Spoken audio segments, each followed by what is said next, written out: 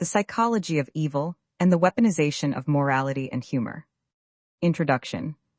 Evil is one of the most enduring and provocative concepts in human thought.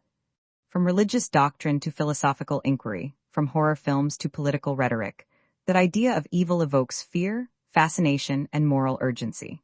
But what happens when individuals believe themselves to be evil, or when they see the world strictly divided into good and evil? What are the psychological and social consequences of such binary thinking? And how can humor, often seen as harmless or cathartic, become a weapon in these moral battles? This article explores the psychology of evil, the dangers of moral absolutism, and the disturbing ways in which accusations and jokes can be used to inflict real harm. Drawing on social psychology, philosophy, and cultural analysis, we examine how belief shapes perception, how morality becomes a battlefield, and how humor can cross the line from satire to cruelty. The self-identification with evil. Some individuals embrace the label of evil not because they revel in cruelty, but because they reject societal norms. They may see themselves as outsiders, rebels, or truth-tellers in a world they perceive as hypocritical or corrupt. This identification can stem from trauma, philosophical conviction, or a desire to reclaim agency in a society that marginalizes them. In some cases, the embrace of evil is performative, a way to provoke, challenge, or unsettle others. In others, it reflects a deeper psychological struggle. The philosopher Friedrich Nietzsche warned against the dangers of moral rigidity, arguing that the suppression of instinct and passion could lead to resentment and nihilism. For those who feel alienated or judged, identifying with evil can be a form of resistance. But this resistance can also become destructive. When individuals internalize the idea that they are inherently bad, they may act out in ways that confirm that identity. This self-fulfilling prophecy can lead to cycles of harm, isolation, and despair. Moral absolutism and black and white thinking. Moral absolutism, the belief that actions are either wholly good or wholly evil, can simplify a chaotic world. It offers clarity, certainty, and a sense of righteousness. But it also fuels conflict, misunderstanding, and extremism. People who see the world in black and white often divide others into us and them. The good are virtuous, pure, and deserving of protection. The evil are corrupt, dangerous, and deserving of punishment. This binary thinking leaves little room for nuance, context, or empathy.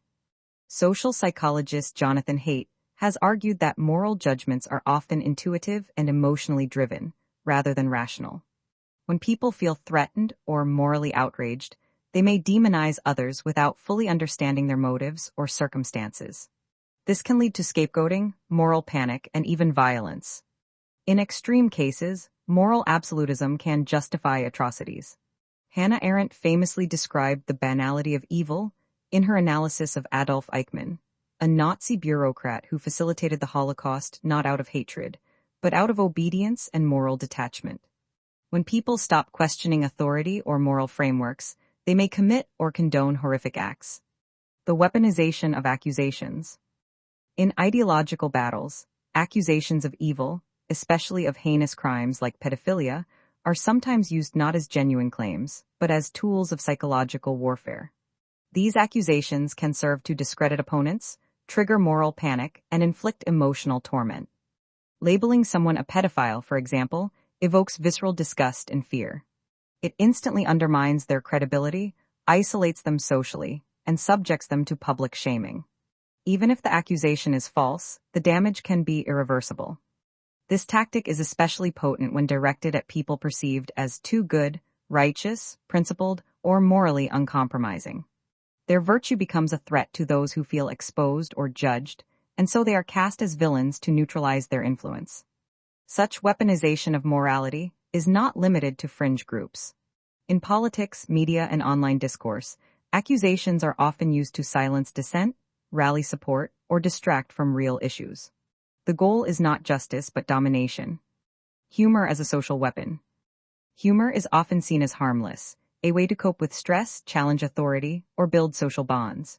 But jokes can also be cruel, manipulative, and destructive. When humor targets vulnerable individuals or groups, it can reinforce stereotypes, normalize abuse, and justify exclusion. In the context of moral conflict, Jokes can be used to mock, belittle, or dehumanize opponents. They can disguise aggression as wit, making cruelty seem clever or justified. This is especially dangerous when the humor is directed at people who are already marginalized or stigmatized. For example, calling a morally upright person a pedophile as a joke may seem absurd or ironic to some, but it can have devastating consequences. The accusation, even in jest, plants doubt, spreads rumors, and invites scrutiny. It can lead to social ostracism, professional ruin, and psychological trauma. Moreover, humor can be a form of gaslighting. When someone reacts to a cruel joke with hurt or anger, they may be told they are too sensitive or can't take a joke. This shifts the blame onto the victim and absolves the perpetrator of responsibility. Satire and parody have long been tools of social critique. But when they punch down, targeting the weak rather than the powerful, they lose their moral force. Instead of challenging injustice, they perpetuate it. The danger of demonizing goodness.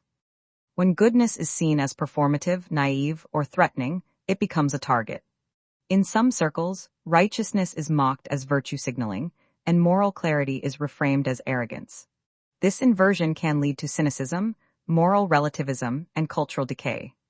People who strive to do good may be accused of ulterior motives, seeking attention, power, or control. Their actions are scrutinized, their character questioned, and their intentions doubted.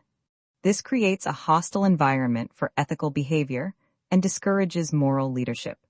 In such a climate, genuine virtue becomes risky. Those who speak out against injustice, advocate for the vulnerable, or uphold ethical standards may be ridiculed, attacked, or falsely accused. Their moral stance becomes a liability rather than an asset. This dynamic is especially troubling in online spaces, where anonymity and virality amplify cruelty. Social media platforms often reward outrage, sarcasm, and mockery, while punishing nuance, empathy, and integrity. The result is a culture where goodness is suspect and evil is normalized, toward a more nuanced understanding. To navigate these moral minefields, we must resist simplistic binaries and weaponized narratives. We must recognize that people are complex, that morality is contextual, and that humor has limits. This requires intellectual humility, the willingness to question our assumptions, listen to others, and acknowledge our own biases. It also requires moral courage, the strength to stand up for truth, compassion, and justice, even when it is unpopular or risky. We must also cultivate ethical humor, jokes that challenge power, expose hypocrisy, and build solidarity without dehumanizing others. Humor can be a force for good, but only when it is rooted in empathy and accountability. Finally, we must protect the integrity of moral discourse. Accusations of evil should be based on evidence, not ideology. Righteousness should be honored, not mocked. And those who strive to do good should be supported, not punished. Conclusion. The belief in evil, whether embraced or projected, shapes how people see the world and each other. When morality becomes a battlefield, truth is often the first casualty. And when humor is weaponized, it can inflict wounds that words alone cannot heal. To build a more just and compassionate society, we must move beyond black and white thinking, reject the weaponization of accusations and jokes, and embrace a more nuanced, empathetic understanding of human nature. Sources: Bjorkvist K., 2020. The Psychology of Evil. Haidt J., 2011. The Social Psychology of Morality. Arendt H., 1963. The Banality of Evil. Barry P., 2012. Evil and Moral Psychology.